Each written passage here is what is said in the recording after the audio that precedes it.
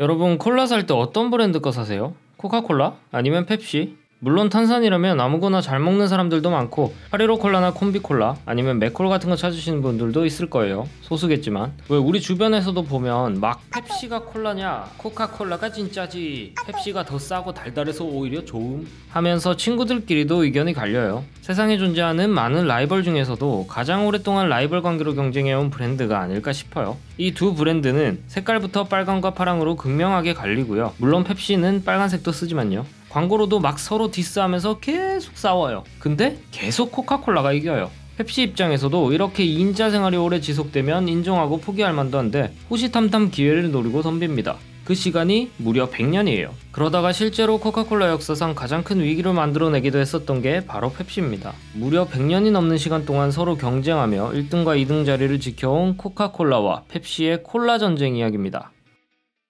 자, 세상에서 가장 잘 팔리는 음료수는 뭘까요? 콜라가 아니라 탄산음료 시장 전체에서도 코카콜라가 1등입니다. 압도적이에요.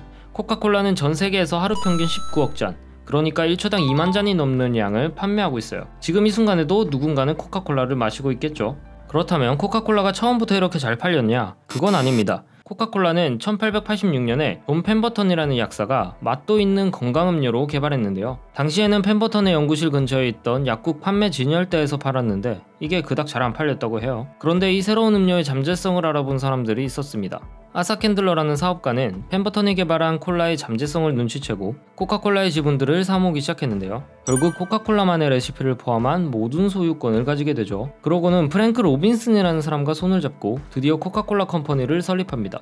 참고로 프랭크 로빈슨이라는 사람이 누구냐면 펜버턴 박사의 회계 담당자였는데요. 이 사람이 바로 코카콜라라는 이름과 그 유명한 빨간 필기체 로고를 만들어낸 사람입니다. 아무튼 캔들러는 확실히 뛰어난 사업가였는지 단숨에 콜라 판매량을 무려 10배가량 높였고요. 회사 설립 이후에는 막 무료 쿠폰을 뿌리는 등 당시로서는 파격적인 마케팅을 선보이면서 코카콜라를 미국 전역에서 사랑받는 음료로 성장시킵니다.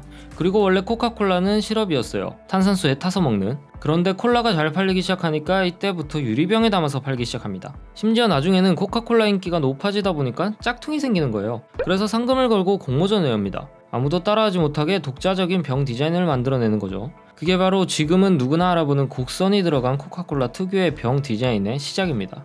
한편 코카콜라가 그렇게 성장하고 있을 당시 노스캐롤라이나에서는 또 다른 약사 한 명이 음료수를 개발합니다. 왜 이번에도 약사일까요? 참고로 당시 미국에는 많은 약사들이 약국에서 탄산수를 제조해서 팔았다고 하는데요. 약사들이 각자의 음료 제조법으로 막 만들어서 팔다 보니까 여러가지 특색 있는 음료들이 탄생할 수 있었던 거겠죠. 그렇게 1898년에 약사였던 칼렙 브레드햄은 자신의 약국에서 팔고 있던 탄산 음료 중에 가장 인기가 좋았던 브레드의 음료수의 이름을 펩시콜라로 바꾸고 코카콜라와 마찬가지로 펩시콜라의 시럽을 미국 곳곳에 판매하기 시작합니다.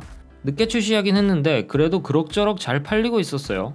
근데 여기서 문제가 생깁니다. 세계 1차 대전 기간 동안 큰 투자를 했는데 그게 완전히 쫄딱 망해버린 거죠. 그래서 회사가 파산 직전까지 가요. 이때 창업자인 브래드햄이 얼마나 절박했냐면 코카콜라에 펩시를 사가라고 제안을 합니다. 근데 코카콜라는 전혀 관심을 보이지 않고 거절하죠. 결국 1923년에 펩시는 파산을 하게 되고요. 다른 투자자에게 경영권이 넘어가는데 펩시는 1931년에 한 번 더 코카콜라에게 제발 우리 펩시 좀 사주라 라고 제의해요. 근데 코카콜라는 또다시 무시합니다. 지금 와서 생각하면 펩시의 최악의 흑역사이자 코카콜라 입장에서는 두고두고 아쉬운 선택일 거예요. 그렇게 겨우 생명줄만 붙어있던 펩시는 여기서 마지막 승부수를 던지는데요. 바로 펩시콜라를 코카콜라 반값에 파는 거였죠.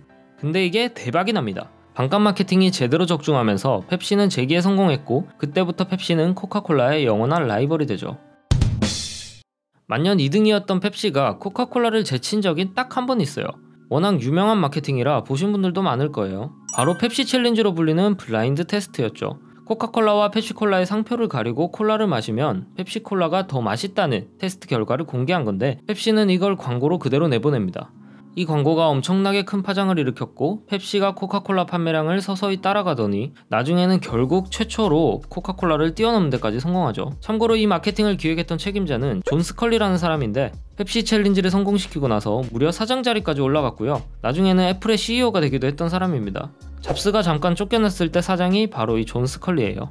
그리고 펩시는 여기다가 또 한 번 승부수를 띄웁니다. 당시 세계 최고의 슈퍼스타였던 마이클 잭슨을 엄청난 금액을 주고 광고 모델로 기용한 건데요. 이때 펩시가 마이클 잭슨과 함께했던 캠페인은 코카콜라를 낡은 것으로 보이게 만들었고요. 젊은 세대들을 열광시키는 데 성공합니다. 그래서 이때 당시 어린 나이였던 사람들은 펩시 세대라고 해서 아직도 펩시를 좋아하는 경우도 많다고 해요. 여담이지만 마이클 잭슨이 펩시 광고를 촬영하다가 화상을 입은 적이 있는데 이때부터 마이클 잭슨의 백반증이 심해졌다는 말이 있습니다. 아무튼 펩시가 이렇게 무섭게 치고 올라오니까 코카콜라도 드디어 위기감을 느끼기 시작해요. 아까 코카콜라가 낡은 옛날 콜라 이미지가 되어버렸다고 했잖아요. 그래서 코카콜라가 새로운 콜라를 개발합니다. 바로 뉴코크인데요. 맛이 꼭 펩시에 가까운 맛이었다고 해요. 그런데 막상 뉴코크가 출시되니까 코카콜라 소비자들이 막 항의를 하기 시작합니다. 내가 먹던 코카콜라의 맛이 아니야 라면서요. 그래서 매출이 오히려 더 떨어져 버려요. 결국 코카콜라는 코카콜라 클래식이라고 해서 원래의 맛을 내는 콜라를 재생산하게 됩니다. 뉴코크는 이후에 완전 실패하고 단종되고 말죠. 물론 펩시만 광고를 잘한 건 아니에요. 코카콜라 마케팅이야 뭐 말을 안 해도 워낙 알아주니까 그죠. 지금 우리가 잘 알고 있는 산타클로스는 빨간 옷을 입은 통통한 할아버지의 모습을 하고 있잖아요. 산타의 모습이 처음 그렇게 설정된 것도 코카콜라 광고부터라고 해요. 광고 디자이너가 본인의 친구를 모델로 해서 그렸다고 합니다. 그리고 또 왜 코카콜라 광고마다 등장하는 그 북극곰 있잖아요. 이 북극곰이 처음 등장한 게 1993년인데 이때 광고를 지금 보면 되게 어색하고 좀 징그럽게 보이기도 하거든요. 그래서 이게 왜 인기가 있었던 거지 싶기도 한데 그때 당시만 해도 털 한 가닥 한 가닥 날리게 하는 엄청난 CG 기술이 들어간 최첨단 그래픽이었다고 합니다. 재밌는 점은 산타클로스와 북극곰 둘 다 추운 겨울 느낌의 캐릭터인데 보통 더울 때 시원하게 마시는 콜라의 이미지와는 정반대죠. 코카콜라가 본인들의 약점을 역발상으로 극복해낸 사례로 꼽힙니다. 마스코트 이야기가 나와서 말인데 펩시에도 대표적인 마스코트가 하나 있었어요. 펩시맨 하는 광고 생각나세요? 뭔가 되게 우스꽝스러운 히어로 컨셉이었던 것 같은데 일본과 우리나라에서 엄청난 인기를 끌었던 캐릭터였죠. 근데 아이러니하게도 아메리카 감성에는 안 맞았는지 정작 미국 본토에서는 크게 인기가 없어서 투자 대비 실패한 마케팅이었다고 합니다.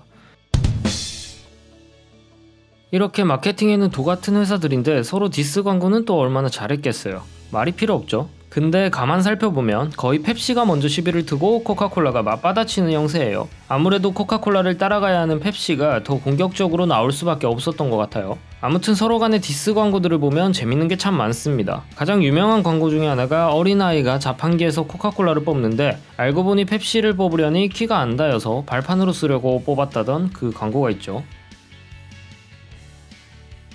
지금까지 이야기를 정리해보면 코카콜라가 늘 압도적이고 펩시가 뒤쫓아가는 그런 양상이잖아요. 그런데 사실 기업의 매출액 자체는 펩시가 뛰어넘은 지가 꽤 오래됐어요. 이게 콜라 판매량만 보면 말이 안 되는 건데 어떻게 가능하냐? 두 기업은 당연하게도 콜라뿐만 아니라 각종 탄산음료를 포함한 음료 브랜드도 많이 가지고 있어요. 근데 펩시가 아무리 생각해도 콜라만으로는 코카콜라를 이길 수가 없겠는 거예요. 그래서 펩시는 탄산음료가 아닌 스포츠 음료나 각종 주스부터 해서 외식업이나 과자 브랜드들까지도 인수를 착착 해나가면서 콜라 사업의 비중을 줄이고 다방면으로 사업을 넓히게 됩니다. 대표적인 케이스가 치토스와 도리토스 등을 보유한 산하기업인 프리토레이가 있죠. 재밌는 건 코카콜라와 펩시가 가지고 있는 다른 음료들 역시 묘한 라이벌 관계가 있다는 건데 특히 스포츠 음료 쪽에서는 완전히 반대의 상황이 펼쳐집니다. 펩시에 그 유명한 게토레이가 있고요. 코카콜라에는 만년 2인자 포지션인 파워에이드가 있죠. 참고로 코카콜라가 올림픽과 월드컵 공식 후원사라서 올림픽이나 월드컵에서 선수들이 마시는 이온 음료는 포카리나 게토레이가 아니라 전부 파워에이드예요. 왜 식당 가거나 아니면 마트에서 1+1 행사 같은 거 할 때 보면 보통 코카콜라 파는 데선 스프라이트나 환타 같은 거 같이 팔고 펩시를 파는 식당에서는 칠성사이다나 미린다를 같이 팔거든요. 우리나라에서는 롯데 칠성이 펩시 라이센스를 가지고 생산 중이어서 칠성사이다랑 밀접한 연관이 있는 거고요. 코카콜라랑 묶여서 팔리는 제품은 대부분 코카콜라 거라고 볼 수 있는 거죠. 그래서 롯데리아나 롯데시네마에서는 코카콜라를 볼 수가 없는 겁니다. 자, 지금까지 코카콜라와 펩시의 콜라 전쟁에 대해서 간단하게 알아봤습니다. 막 떠들다 보니까 갑자기 콜라가 땡기네요. 그래서 저는 어느 쪽이냐면요, 코카콜라 제로를 참 좋아합니다.